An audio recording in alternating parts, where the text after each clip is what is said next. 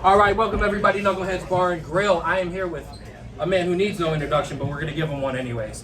The 22nd pick of the 1981 NFL Draft out of Southern Mississippi, a 3-time Pro Bowler, a 2-time first-team All-Pro. NFL.com called you and your teammate, Frank Benefield, the second best cornerback tandem of all time, and I think probably one of the legacies that will remain with you forever.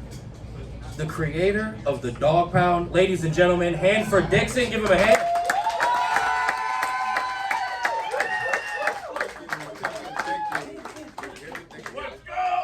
First of all, I just want to thank Jenny and Mike for having the top dog in the house again. You know what's be a season high. What took you guys so damn long? I think it's been like 6 years, hasn't it? It's been about 6 years since the last time I was. So they run into you in other bars. Yeah, no, I know. Don't tell anybody. Some people say I'm no good. I'm crazy as can be. I get drunk in the morning, get stoned in the afternoon, but I ain't asking nobody for nothing. If I can't get it on my own, you don't like the way I'm living. Leave this short-haired country boy alone, God damn it.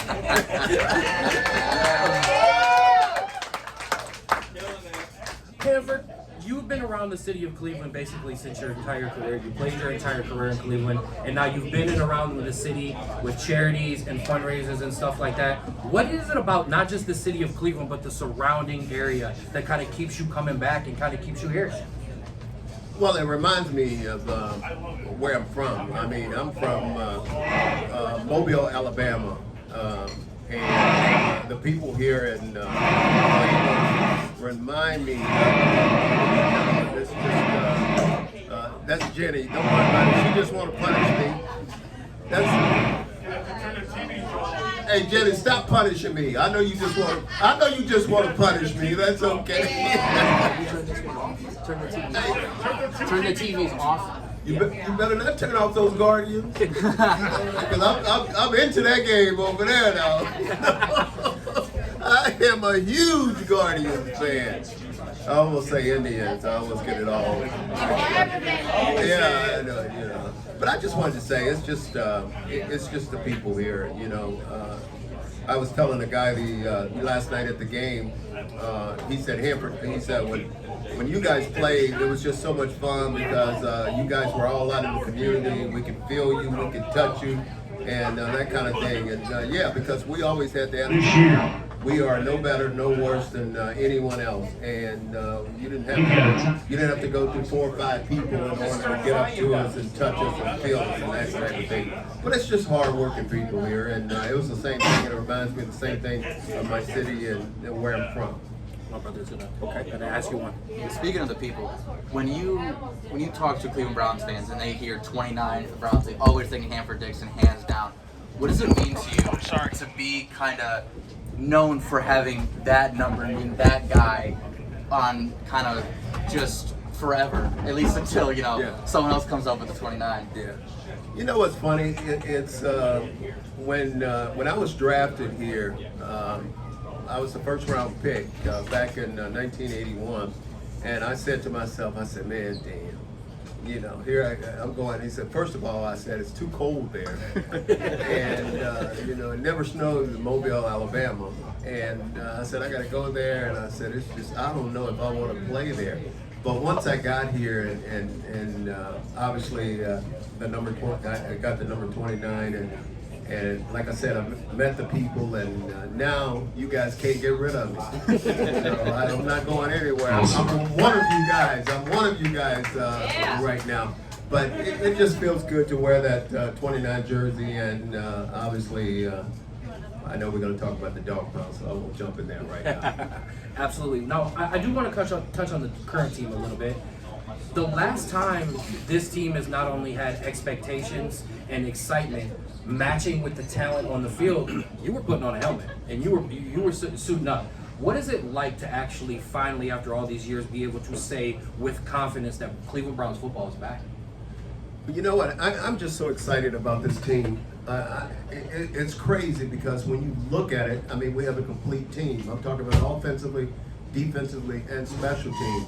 And let's start with the defense. I mean, boy, I just Trying to get out. And I was talking to Frank the other day, and we were sitting there saying, because you know, we never had the defensive line play that we have right now. Well, just to have a guy like Myles Garrett is just unbelievable, because one thing you know as a cornerback, when you're bumping and running, that quarterback is not going to have a lot of time to throw that football when you got someone like Myles Garrett as Darius coming after him. Going back. And then that's why I think our secondary is so good, and they all play so well together. Obviously, we got Denzel Ward on one side, we got Martin Emerson Jr. on the other side, and then we got Greg Newsome right there in the slot. Yep. And then we got this kid, Cameron Mitchell, who I think is going to be an outstanding player. We got the two outstanding safeties. You know, I think when you look at the linebackers a little bit, that might be an area that maybe needs some work, but not JOK, because this kid is something else. He is exciting to watch, and you could tell when you watch JOK, he does a lot of film study. Because watching guys, watching when he pretty much knows what the play is going to be before the run the play. I mean, he's just so quick, just jumping on the play and making a play on the ball. So I really like him. Offensively, we made some moves. We've always had a great offensive line. Always had a great offensive line. I think that's not going to change. I'm excited to see this kid, DeJuan Jones. Yeah. I mean, you guys see how big that kid is? I mean, he is massive. And did he play at Ohio State? Yeah. Oh, I know y'all. I know you guys couldn't wait to get that in, you know. You couldn't wait to get in. You know, you just can't beat Michigan. That's the problem. That's the problem you had. Let me tell you guys this about Ohio State. You played Michigan. Michigan beat you. So even though I went to Southern Mississippi, I'm a huge Alabama fan. I had scholarships to Alabama and all that, but I just chose Southern Miss because they were with the biggest check at the time. You know, now they don't have to hide it. You know what I'm saying? Right. But so I was telling all my buddies and my friends at Ohio State, I said, don't worry about it. We're going to take care of Michigan for you guys. You know, I've been damn if Michigan didn't beat Alabama too. So I was really, really hot. But Ohio State's gonna have a good team this year. I tell you what, Ohio State should be in the SEC. Leave the Big Ten, just go to the SEC. Ohio State is that good. They really are a good football team. But offensively, our offensive line, our running back, the key is going to be Nick Chubb. I'm a little bit worried about him because that's the second operation he's had on that same knee. Yeah. But if anyone can come back strong, Nick Chubb can. So, and then plus we got some quality backups there, and we've added some wide receivers. The key, guys, as we all know, is Deshaun. I mean, what are we going to get out of Deshaun? That's going to be the key. And if we get the old Deshaun, like back in his Houston days, I'm telling you, it could be tough. It could be tough because this football team is going to be a good football team. But the only thing that really worries me, when you look at other teams He said, all right, I'm going to keep going. in the AFC North, every team in the AFC North is tough. I mean, Pittsburgh was good with no quarterbacks. Now they have two, I was telling someone.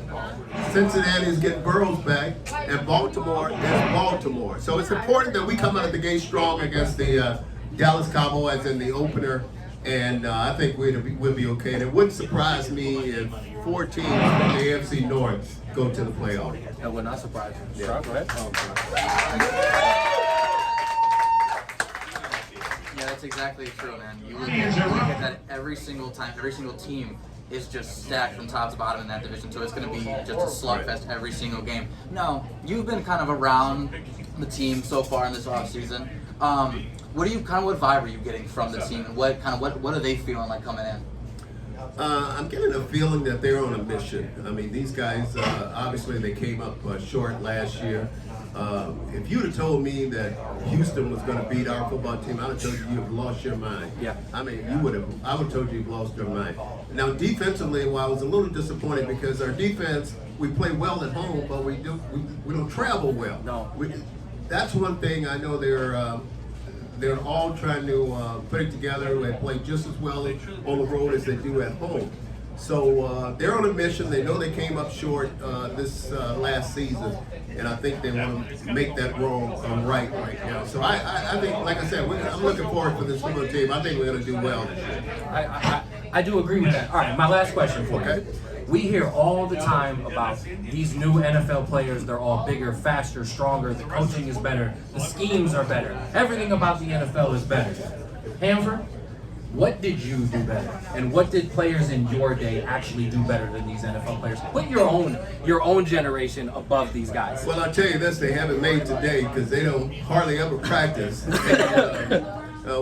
had 2-and-A's. They were real 2-and-A's. I mean, we went at it, and people are saying that you can't bump and run today. You can't beat up on the receivers. Yes, you can. You just have to do it within the first 5 yards.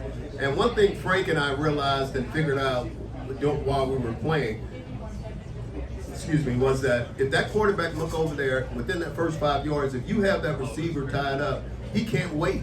He's got to go somewhere else with the football because he's got to get rid of the football because somebody is going to be breathing down his throat and just beat up on it.